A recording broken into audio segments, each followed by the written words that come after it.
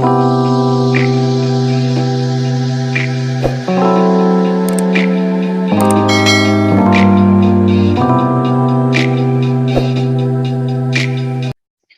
dear Gemini. I am Jamie Dawn, your revolutionary astrologer, bringing you your January 2022 horoscope. And we're going to get right to it as we have Mercury, your ruler, moving into the sign of Aquarius, activating that ninth house on January 2nd.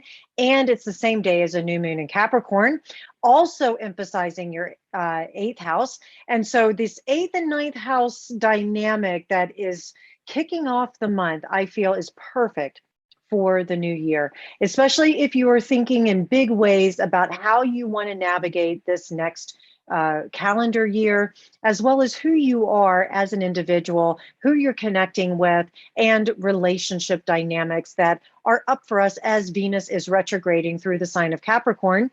And so let's just talk real quick about Mercury and Aquarius in this ninth house. Ninth house is about our ideas around what we would say is God or our higher wisdom, our belief systems, the philosophies that we hold, as well as opening and expanding our minds to be able to learn, to take on abstract ideas and really wrestle around with them a little bit. And with Mercury and Aquarius in this ninth house, you can have an objective view around it. You can take all these wonderful philosophical conversations that you're probably having with friends or loved ones, and you can be very objective. You can give really strong opinions about it, and people are listening because they really value you as being like the teacher or the guide that happens probably very naturally for you. Also, with the new moon in Capricorn, you're probably going to be looking at ways in which you can plant these seeds of intention, looking for this new order in your life and innovation that can become inspirational as you're looking ahead with what do I want to build in my deeper relationships, in my intimacy sector, in the way in which I am maybe going deep into the core of who I am, so that I can, whoever I partner with, maybe you are partnered with somebody and you want to bond with them in a greater way, that any initiatives that you and your person have together can have healing qualities around it, or at least the motivation for the initiative can come from a desire to heal. And also, this is where you're looking for action and results. There's no more talking, start doing. Some of you Geminis, especially if you're single, you're most likely in a dating situation or wanting to meet somebody and you're taking a very serious approach to it finally. And I only say finally because you're very playful. And it's like, yeah, you know, Geminis get the reputation where you don't want to commit, but that's really because you just don't want the restriction of jealousy or feeling like somebody's holding you back from expressing yourself for who you really are and celebrating you. And now with this new moon in Capricorn in the eighth house, you may find yourself being pulled into a situation where you have to navigate, what do I really want in my life? Who do I really want in my life? How are we maybe merging our resources, or we're merging our energies in a deeper, more intensive, maybe a more intimate way? Some trust issues can also show up at this time. Mercury in Aquarius at ninth house can activate a bigger view, if you will, objective view of what you ultimately want and need in your more intimate relationships, and you can talk about it here. I actually feel as though Gemini, this month of January can have you in a committed mindset. So you may be looking at, do I commit to this person? Do I commit to this partnership or this investment that I want to make? You're looking ahead to say, I want to build my business, or I want to build my reputation, or I want to build myself as a better version of myself, really get to the core of who I am. I'm going to take a serious approach to it with this eighth house being Capricorn energized. And you can now receive some bigger information that helps you have that kind of quality. The bigger thing, Gemini, I'm going to offer this. You have to be open to receive. People are going to be coming out of the woodwork, wanting to work with you, wanting to compliment you, to give you things, to maybe invest with you. give yourself permission to just sit with it, or to even have the deeper conversations that give you a chance to just talk about things and to get clarity. Even though Mercury, your ruler, is going to retrograde in Aquarius in this ninth house on January 14th, there's no reason to get dramatic. It actually can be a beautiful thing to revisit certain conversations, certain moments in time with your relationships, with the people that maybe you connect with on a greater basis in a wider range. And this can give you the chance to just talk about, what is it I really need to feel liberated in my relationships, in the way in which I navigate my life. You may be looking at, maybe thinking out of the box, and very individuated in the way in which you share your opinions, and people come to you because they need an objective view. And when Mercury is retrograde, you may notice that the challenges with logic and left brain thinking happen a little bit more often. And so people are coming to you looking for, hey, how do you do this? And so communicating that is going to offer bigger ways in which you can share your ideas and your opinions. This is also a great month for you to see some of the ways in which you can influence the greater whole by sharing your wisdom, by being the teacher that you are, by allowing others to be fully human, and you get to bring it lighthearted, fun, flirty kind of energy that you bring to a very serious Capricorn emphasized month.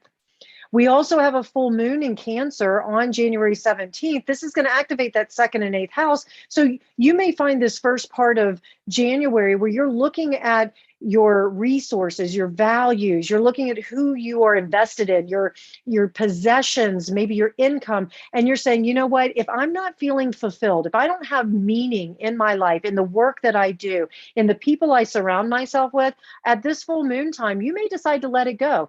Just keep in mind, Mercury, your ruler, and Venus is in retrograde pattern. So very often when we make major decisions, they could become very finalized, but you'll have cleanup later to do. It's okay to leave something behind. It's okay to release things and start something new during a retrograde, just as long as you allow yourself a lot of space and grace. And remember that not everything is as it appears to be. The full moon in Cancer is an emotional full moon, because Cancer is all about emotional security, financial security, the things that we nurture, and that also your intuition is going to be at an all-time high. So trust that when all the energy building up to this full moon has an emotional quality to it, it's there so that you can embrace it and you can say, wait a minute, this doesn't make me feel good. My intuition is telling me that whatever it is I own, whatever it is I'm invested in, or who and what I partnered with, if we are not on the same page, I have to move this into a different direction. Doesn't mean you're going to end everything, but it does have a quality of, let me be really clear about what it is that I want in my life, and now I need to communicate it. And you may need to spend time with several different conversations. There's somebody I feel who has been toxic in your life that you may just have to say, I have to put healthier boundaries around it because they're acting all emotional. So do keep that in mind, Gemini. I also feel some of you Geminis, especially the single ones who have been labeled players or get around because of that whole flirting and non-committal thing, that you may find yourself releasing that reputation, and that what people are going to start seeing you as being a committed person. Maybe some of you go into a committed relationship, and if you're looking for that, you may get that offer as well. Uranus goes direct on January 18th. This is in your 12th house. So there's probably been a lot of things behind the scenes happening. Maybe you've been suppressing what it is on a deeper level that you ultimately want. You've been holding your cards close to your chest. This may be the time where you announce it now to the world. Hey, I know what I want and who I want in my life. And we'll use relationship as an example, that you may say, okay, now I'm officially in this committed relationship. It may also be that there is a sudden emotional trigger that shows up with Uranus here that you didn't even know was coming out, that's up for healing. That some of you may have old relationship dynamics or old job stuff that has come up that you're waiting to finalize, you kind of surrendered to, well, okay, this is just the way it's going to be, because you had to surrender to somebody else's rules or somebody else's way of doing things, that suddenly with Uranus moving direct again, that you have a chance to be able to go, hey, now I have the resources, or, my ex is finally letting us file for divorce, or it may be that you've been waiting on a particular loan or investment that now is able to show up for you. And there was nothing that you could have done to make it happen any faster. It just suddenly appears.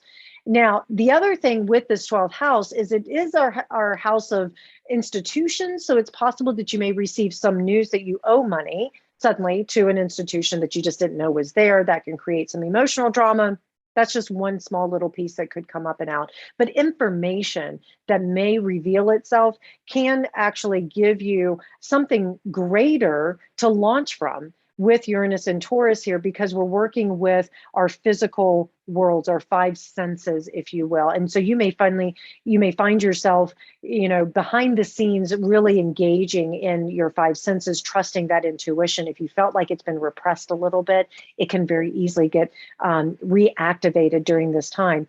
The sun moves into Aquarius in the 9th house on January 19th. This can make it a very strong placement for you having the energy and the vitality to be able to express your opinions and your ideas, and that people may or may not listen, but you don't care.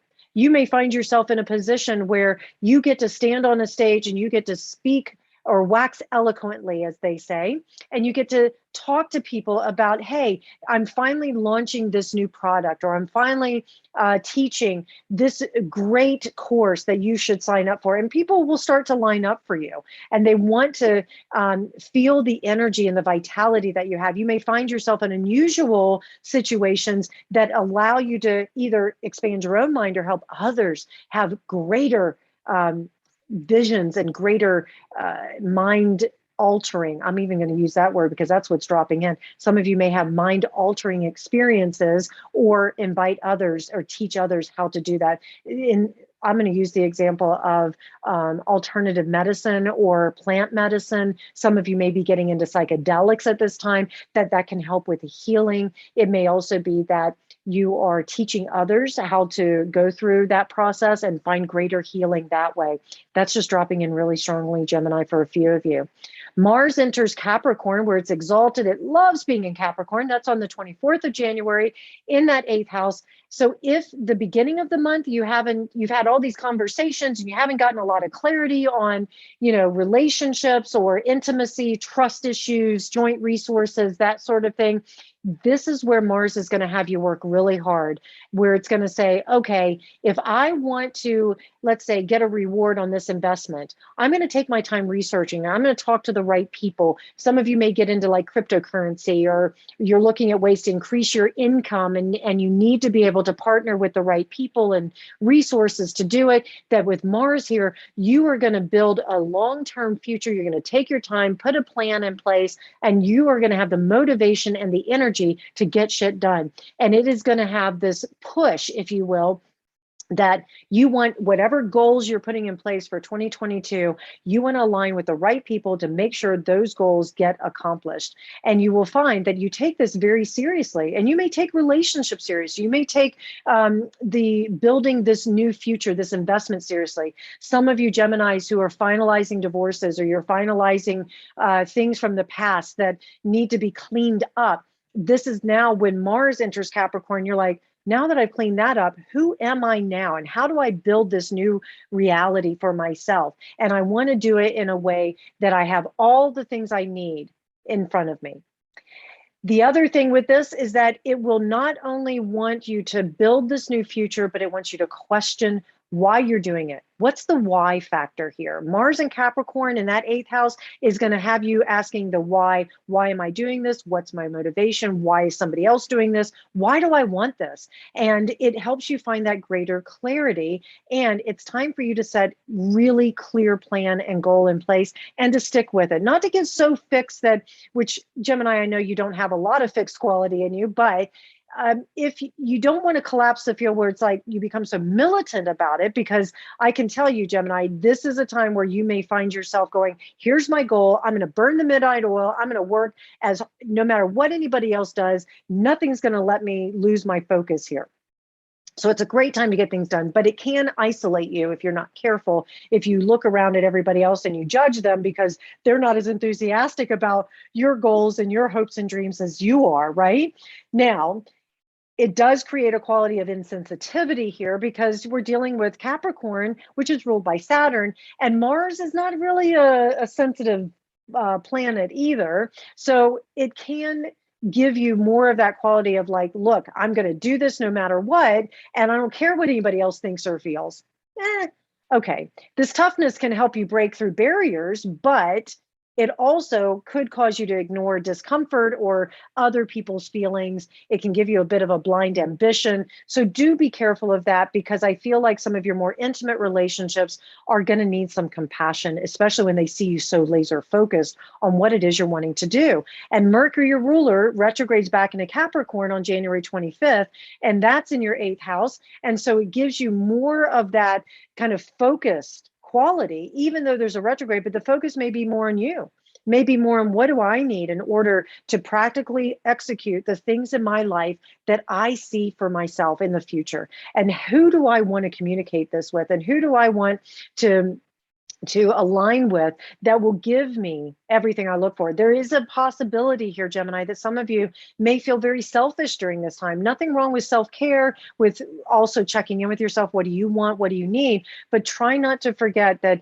you have strong partnerships, and the ones that mean the most to you are going to need a little extra care and nurturing. However, I will say that as a rule, or a majority of you, you'll find that your intimate relationships will be the ones that need your focus point and your motivation to go, hey, I have a great idea, join me. And they may need that little bit of oomph. So this is a great placement if you need to be able to motivate others, or you need to get them going, and you need to build that trust over time.